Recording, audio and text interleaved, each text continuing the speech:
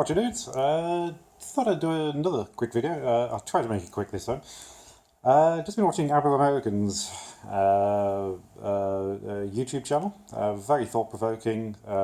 Some excellent points. I haven't managed to work my way through all of it yet, but one of his recent videos was why did they teach a dead religion, arguing that Christianity is dead. Difficult to fit this in quickly, but doesn't it strike you as strange that a patriarchy, literally the rule of fathers, only really describes a religion? Literally the Catholic Church or etc. It's fathers. It's all men. Or it was an entirely male power structure. I completely agree with what you're saying about religions in general, but not exclusively. Giving up their values, trying to appear hip and trendy, becoming arse lickers. I don't know. I mean, the Church of England, 30 years ago was pro fox hunting and completely anti-buggery. Nowadays, expecting the Church of England's big book of buggery petitions to come out any day. They're so pro it. So that's not to put a value judgment on it, but there's certainly a value judgment on their values and how quickly they've changed. But yeah, I mean, there is an exception to this, and that is the Orthodox Church. For instance, with Pussy Riot in Russia, as a publicity stunt, I think they did something in some stupid stunt in a cathedral. And the head of the Orthodox Different Church actually testified against them. Said that, if I remember correctly, said that feminism itself was, some sort of a mental disease, and basically defended that church's values. And I've even heard of, I mean, I'm not religious myself, but I do have some very good friends who are both very religious and very into their theology, into their the history of religion and all that sort of stuff. So I've had many discussions with them over the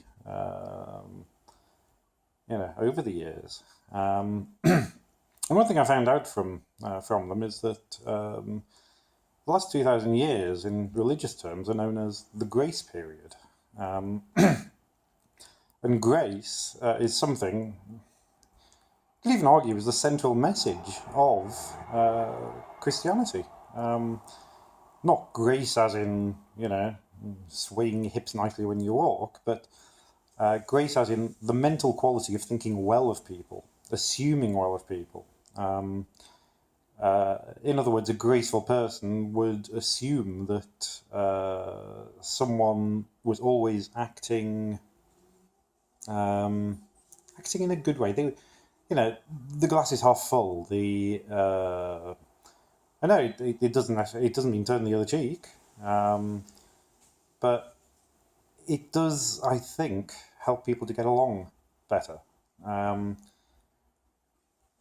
Now, as I said in a previous video, one of the key characteristics, as far as I can tell, of all feminists is a complete and stunning lack of grace.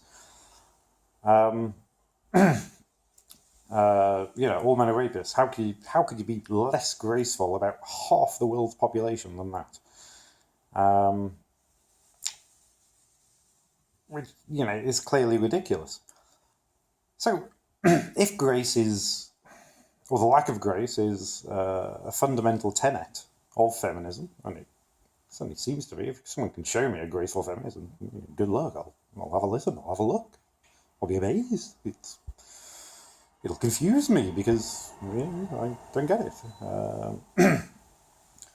But yes, if you accept that as at least an argument, and if you accept that the Christian religions have been or were teaching grace up to some point in time, I don't see much evidence of it anymore. then does that make feminism an anti-religion? And was religion, in actual fact, the target of feminism in the first place? When I think of feminism, I'm thinking,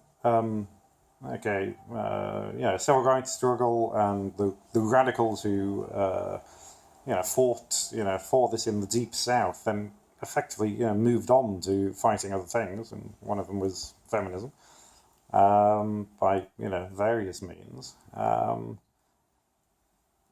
Now, I don't live in America, but the impression I get is that that would be quite a religiously stratified society, quite a religiously not controlled, but I don't know, very quite a pervasive religious setting. So how do you get something like feminism past a conservative religious culture in places like the Bible Belt and the south of America without implicitly attacking its tenets? There's other stuff here as well. It's a massive topic.